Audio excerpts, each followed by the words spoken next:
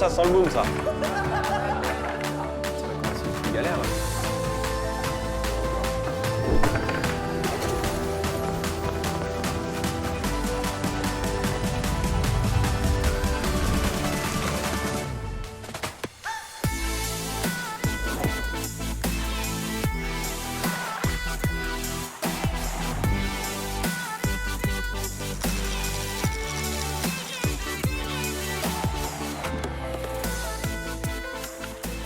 Vous pensez que ça ressemble à une bande-annonce d'un film sur l'hiver ? Eh bien, ça aurait pu être le cas. 2020 partait vraiment très bien, on commençait à filmer Masterclass avec un projet vraiment cool en plus, puisqu'il s'agissait de faire une partie sur 4 saisons. Malheureusement, je ne m'attendais pas à ce qui allait se passer.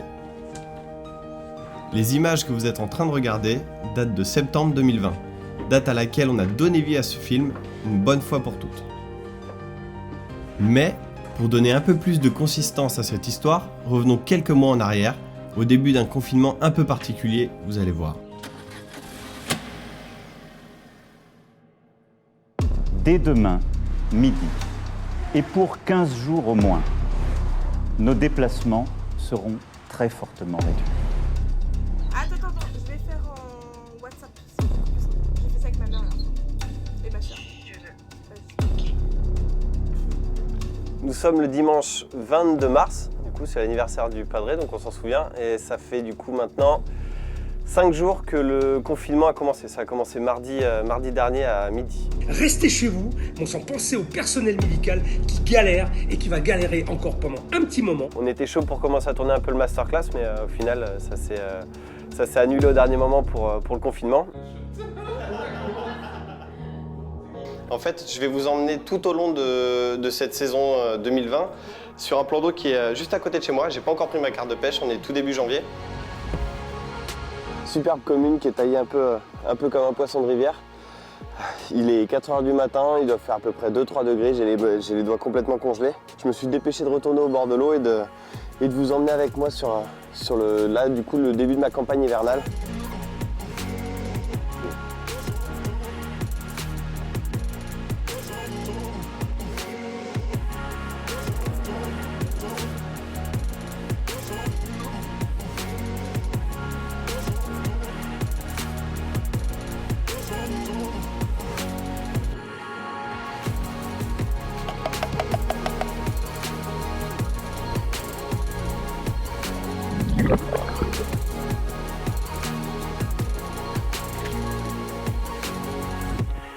On ne sait pas quand ça va se terminer, ça fait que 5 jours. Je pense que c'est limite si on va passer mon anniversaire qui est le 16 mai aussi en confinement. Donc là pour le moment, confinement total, on reste chez nous. Super, ça marche. J'ai la chance entre guillemets d'être confiné avec mon frère, c'est pour ça que je me retrouve devant une vidéo, et sa copine. Donc du coup c'est cohabitation, et puis on était ensemble juste avant le confinement, donc au final plutôt que d'être confiné tout seul, sortez-moi de là. À mon avis, on a jusqu'à fin avril. Comment tu vis? Mal, je la supporte plus. Elle essaie de me foutre. J'ai pas de console chez moi, donc c'est vrai que là je me retrouve avec une console, donc je m'amuse un petit peu. Il reste tout tel, c'est qui lui? J'ai 2-3 potes qui jouent aussi en ligne, donc ça nous permet de nous éclater un petit peu. On se fait surtout éclater, plus qu'on éclate des gens, mais...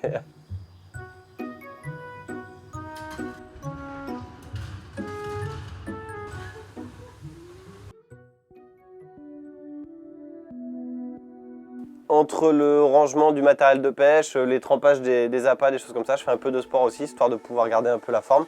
Parce que mine de rien, le fait d'être confiné comme ça, on fait plus du tout d'activité physique, donc c'est vrai qu'on aurait plutôt tendance à s'engraisser un petit peu, donc un peu de sport, ça fait pas de mal. Sport, mais pas que. Puisque le confinement avait au moins cet avantage, on avait le temps.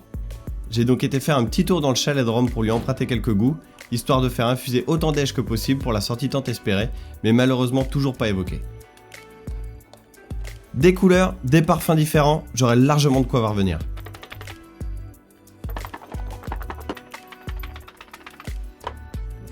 Après, nous, on a des collègues qui sont en Italie, donc on sait exactement comment ça se passe là-bas. Eux nous donnent, parce qu'il y a les informations qui peuvent donner des choses, nous on a les infos en temps réel de nos collègues italiens. On voit comment ça évolue là. Yeah, they say that you won't get it for a year, the virus.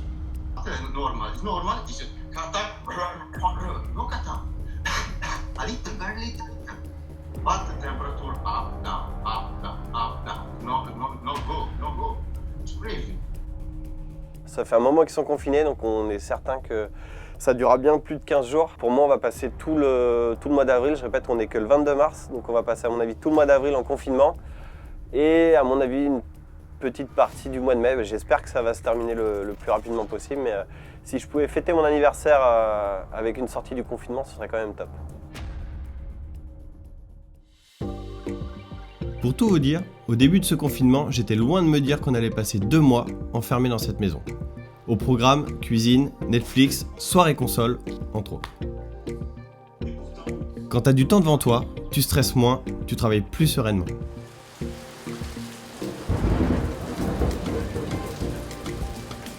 Je participais à la vie de cette maison et ça a inclus forcément de s'occuper de Pim et Jimmy, les 2 chiens de Rome et Gwen.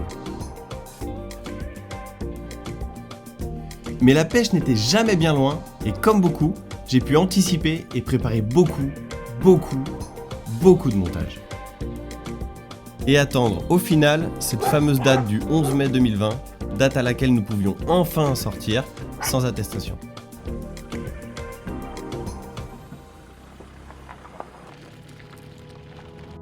Vous imaginez bien qu'après 2 mois confinés, la liberté avait un goût vraiment particulier. Je me suis empressé d'aller pêcher un petit plan d'eau pas trop loin de chez moi avec un cheptel très intéressant. Les poissons étaient sombres, lourds, pleins de caractère, mais l'important était carrément ailleurs en fait.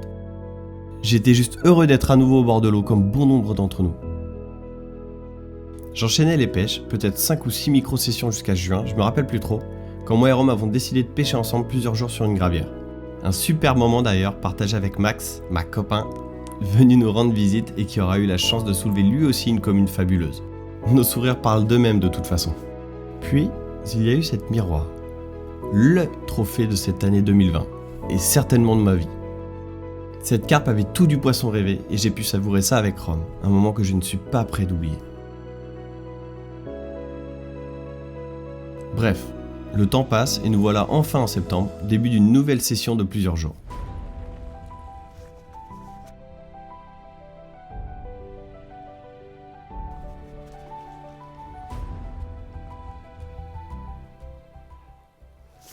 Je vous emmène cette fois sur une belle gravière avec une eau qui est cristalline. Donc je ne l'ai jamais pêché, ça va être la première fois pour moi. J'ai quelques potes qui ont déjà trempé les lignes. Je sais qu'il y nage des très gros poissons et très jolis surtout. J'ai 4 journées à peu près maximum devant moi pour essayer de sortir mon épingle du jeu. Donc j'ai forcément toujours mes jumelles avec moi. Ça fait une bonne heure que je scrute l'horizon et que je regarde un peu tous les alentours de la gravière pour voir si je peux voir des poissons et aussi voir où sont situés les autres pêcheurs. Donc ce que j'ai vu pour le moment, c'est qu'ils étaient vraiment tous situés d'un côté de la gravière, de l'autre côté il n'y a vraiment personne. Moi je pense que je vais me mettre sur une espèce de pointe. C'est souvent un poste qui est plutôt clé. Les poissons ils passent régulièrement. C'est pour le moment le seul endroit où j'ai vu des poissons bouger à moins de 100 mètres de moi. J'ai vu peut-être 3-4 sauts le temps de l'observation que j'ai accordé pour le moment. Ce qui est intéressant, c'est que sur ma gauche, j'ai une grande plage. Il y a encore quelques baigneurs, donc ça va créer un peu ça va troubler l'eau et ça va remuer un peu le fond. Donc c'est peut-être pas plus mal pour les soirées qui y a à venir. Donc je vais me focaliser sur ce que je vois. Ça peut être une bonne chose. C'est le seul endroit pour le moment où j'ai vu des poissons bouger. Donc bon, on va essayer de trouver quelque chose et puis de se mettre en pêche rapidement. Allez, pas le temps de traîner, il est déjà assez tard et si je peux déjà repérer quelques poissons, ce sera du temps de gagner pour demain matin. Le temps est propice à observer quelques carpes bouger. Peu de vent, un beau soleil et une eau très claire, je suis persuadé que je vais pouvoir en voir une ou deux se manifester.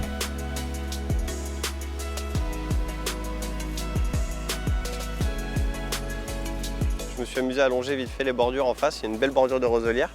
Je voulais au cas où avec le matos chargé sur le bateau voir si je voyais quelques poissons qui pouvaient traîner parce qu'on ne sait jamais. Si jamais je m'aperçois qu'ils sont à l'autre bout, juste en prenant le bateau et faisant un petit tour avant d'avoir déchargé le matériel, c'est du temps de gagner. Donc je me mets sur la pointe, je vais attendre de voir comment ça se passe les jours qui vont arriver. La pêche de nuit est interdite, donc du coup je vais me dépêcher là de préparer les cannes, préparer le matériel et surtout de commencer à rechercher un petit peu les spots. J'ai déjà marqué un haut fond GPS, je vais essayer de peaufiner la recherche parce que je l'ai fait vite fait en ramenant le matériel, donc je vais continuer à tourner autour. Le point est marqué, il y a un beau haut fond d'à peu près 3 mètres de haut, donc je pense qu'il y aura au moins une canne sur celui-ci. Je vais essayer de trouver un ou deux autres spots et puis d'avoir des cannes qui vont pêcher dès demain matin très tôt. Le but, ça va être de se lever une bonne demi-heure avant le lever du soleil pour que les cannes pêchent une demi-heure avant le lever du soleil. Comme ça, au moins, on est sûr que la matinée puisse pêcher tranquillement. Le temps de prospecter sur l'eau avant d'installer le matériel m'aura pris pas mal de temps, mais au moins, une fois la nuit tombée, je suis serein. Ça me fera gagner de précieuses minutes demain matin. 30 minutes avant le lever du soleil, il fait encore très sombre, mais je vais pouvoir placer mes montages avec confiance. La première sera celle de la plage sur ma gauche, là où j'ai aperçu hier soir un joli poisson dans peu d'eau, sûrement juste après s'être alimenté.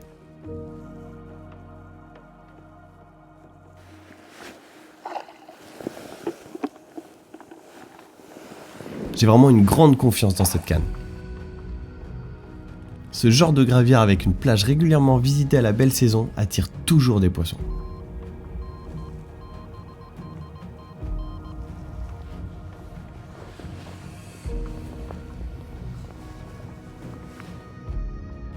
Là, je me suis levé très tôt ce matin. Il était à 5h30, 6h moins le quart. Il faisait encore bien nuit, le temps de finir de préparer les cannes. J'avais préparé hier soir.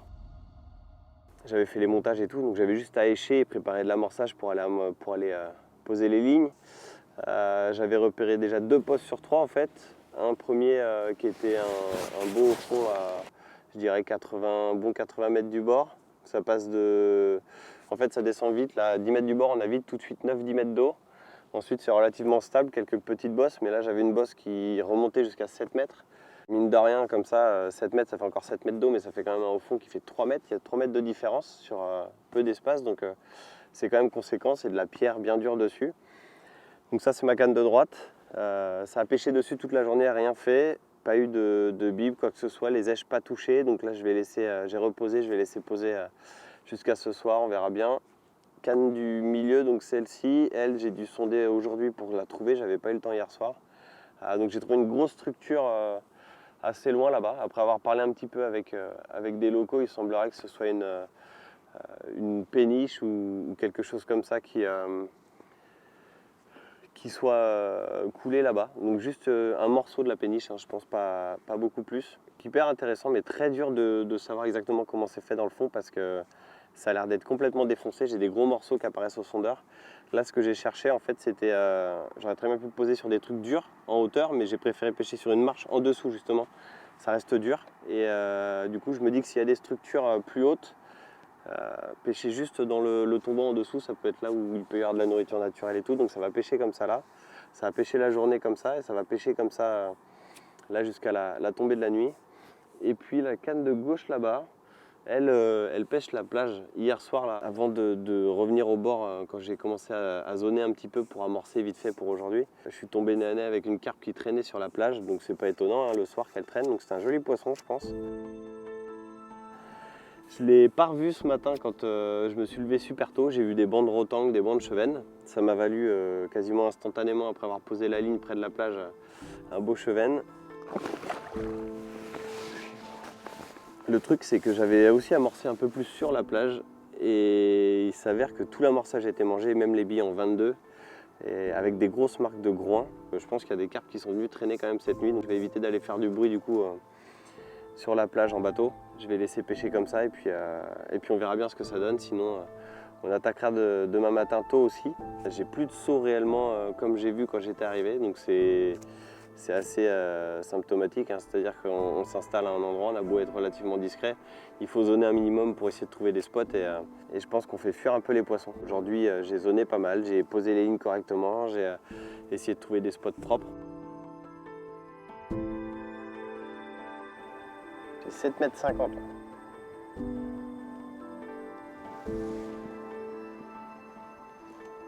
Je vais me faire un passage. Je sais que les cannes elles pêchent. On croise les doigts et on espère que ce soir ça va pouvoir faire débloquer le compteur carpe. Il fait bon, on a pris un peu d'eau, on a un temps qui est plutôt favorable, donc il faudrait juste qu'à mettre le nez au fond. On verra.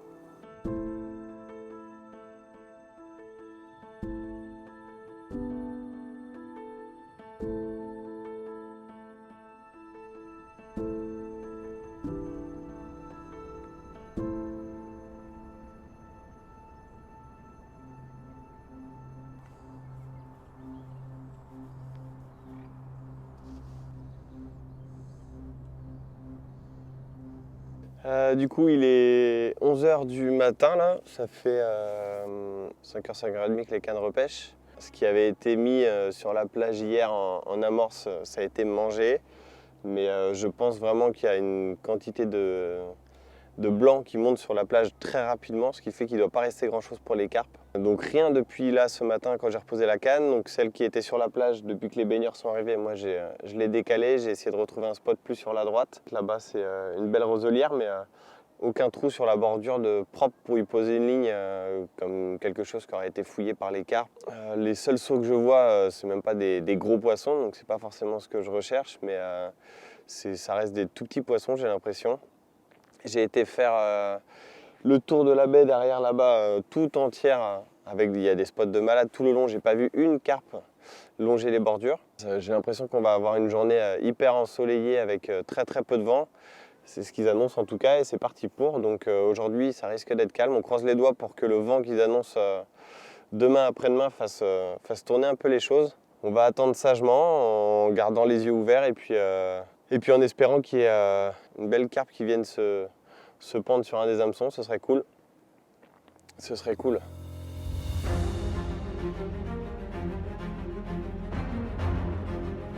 Plein après-midi sous un grand soleil, première touche sur la canne qui pêche la structure. Je sens que ça frotte, je fonce dans le bateau et je vais à l'aplomb. Ça sonde, c'est lourd et je peux apercevoir une masse jaune énorme sous le bateau tellement l'eau est cristalline. Je tire, j'ai les jambes qui tremblent. En vérité, je suis pas bien. Le poisson touche la surface, je lui laisse même pas le temps de réfléchir, je le mets dans l'épuisette et je la lève. Le premier poisson d'une session est toujours le plus compliqué à prendre. Vraiment, je suis soulagé. Celle-là, elle est méritée et elle fait plaisir.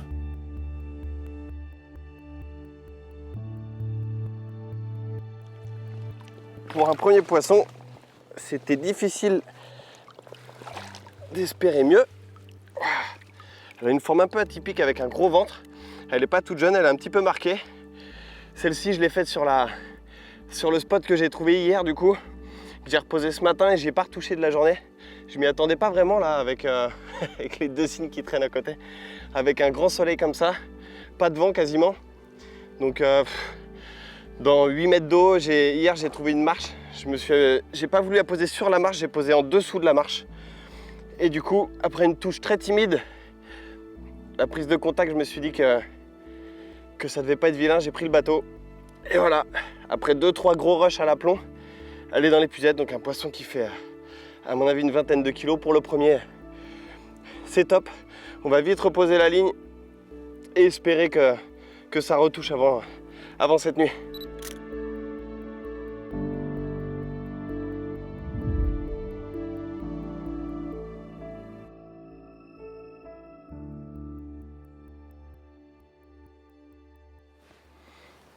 On va remettre une petite... un nouveau bas de ligne parce que l'autre ne pique plus. Alors je pense pas que ce soit le fait que la carpe soit prise, mais ça se trouve il y a d'autres poissons qui ont joué un peu avec le bas de ligne. Le fait d'être recraché, machin sur le fond. Il piquait plus, plutôt que de le réaffûter, je vais directement le changer pour aller plus vite. Je suis remonté à bloc après ce premier poisson. Quand on sait ce qui nage dans cette gravière, il faut clairement mettre toutes les chances de son côté. Nouvel hameçon, nouveau bas de ligne, maintenant je vais essayer de déposer le montage au même endroit et ça c'est pas gagné d'avance. Il y a beaucoup de fond et la carcasse est très irrégulière. Le moindre coup de vent sur un petit bateau comme celui-là peut me faire dévier de ma trajectoire et louper le spot que je veux pêcher. Malheureusement la journée se passe et il est déjà temps de remonter les lignes pour les redéposer demain matin juste avant que le soleil se lève. La pêche de nuit étant interdite, je dois relever mes cannes une demi-heure maximum après le coucher du soleil.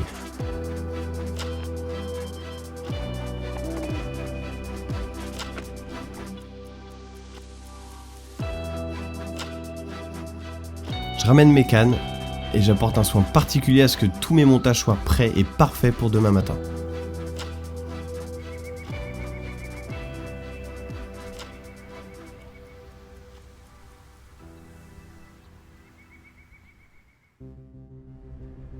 Il paraît que la nuit porte conseil, non ? Je me lève avec une nouvelle stratégie, passer mon corps de ligne en tresse pour avoir une meilleure détection des tirées. J'ai l'impression de passer à côté de quelque chose. Il y a énormément de blanc ici.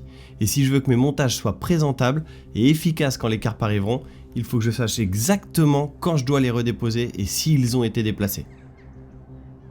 Un peu de bouillette et de tiger autour du montage, c'est prêt. L'idée de passer en tresse au lieu du nylon était-elle une bonne idée? Et si les petits changements donnaient des grandes réussites? C'est un départ timide et je suis pas certain que si j'avais été en nylon, je l'aurais détecté. Je prends contact, c'est pas du tout la même sensation qu'avec la première carpe. L'avantage c'est que là je suis en tresse, donc le combat est sympa. Mais c'est pas le même calibre. Ce qui est important, c'est que c'est une deuxième carpe.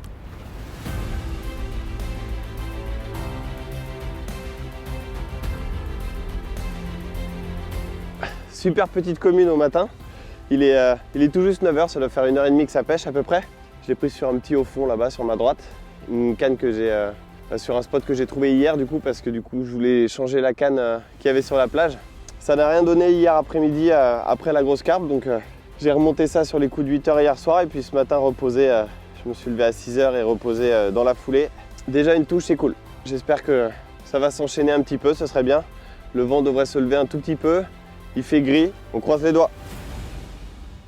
C'est cool parce que ça fait un peu d'activité, ça montre que les montages pêchent bien, que les spots sont bons. C'est pas forcément la taille de poisson que je suis venu chercher ici, donc on va essayer de continuer à faire en sorte que ça pêche bien et puis on croise les doigts pour que les prochaines touches soient dans le même calibre que la première, voire plus, ce serait top. Ça fait un peu d'activité, c'est cool, c'était tout juste reposé, donc c'est de bonne augure pour le reste de la journée.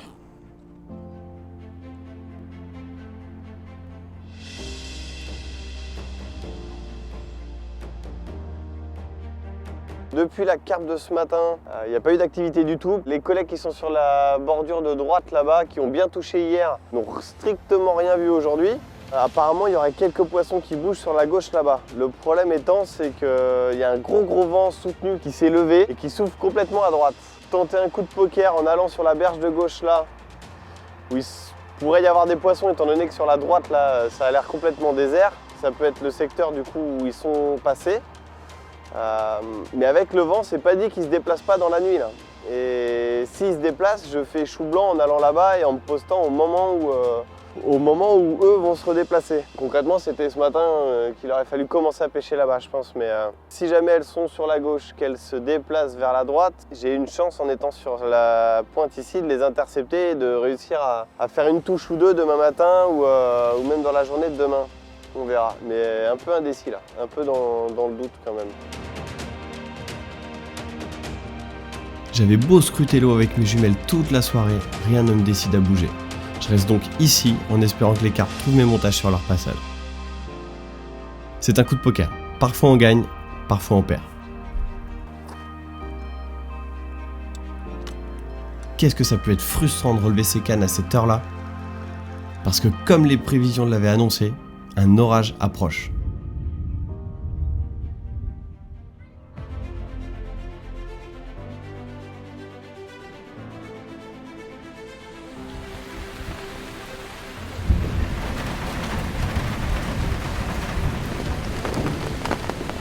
J'étais en train de plier et on a pourtant subi vraiment des variations de temps assez abusées. On est passé du plein soleil avec plein de gens qui se baignaient, des bateaux, des kayaks, des machins. Aujourd'hui, il n'y a personne. On prend un temps exécrable, du vent, de la pluie à fond. Ça n'a pas débloqué les choses. Pourtant, on avait des cannes posées sur des spots qui étaient vraiment prometteurs. Celle-ci, elle vient juste à la fin, au moment de remballer. Donc, c'est pas c'est pas la taille espérée forcément. Mais ça promet de jolis poissons dans le futur. On reviendra peut-être un jour ici essayer de croiser le fer avec quelques autres grosses carpes qui peuvent y nager parce qu'il y a de gros bébés qui y traînent. C'était pas un week-end facile, ça a été assez compliqué pour les autres pêcheurs aussi. On va s'en contenter et puis et on reviendra.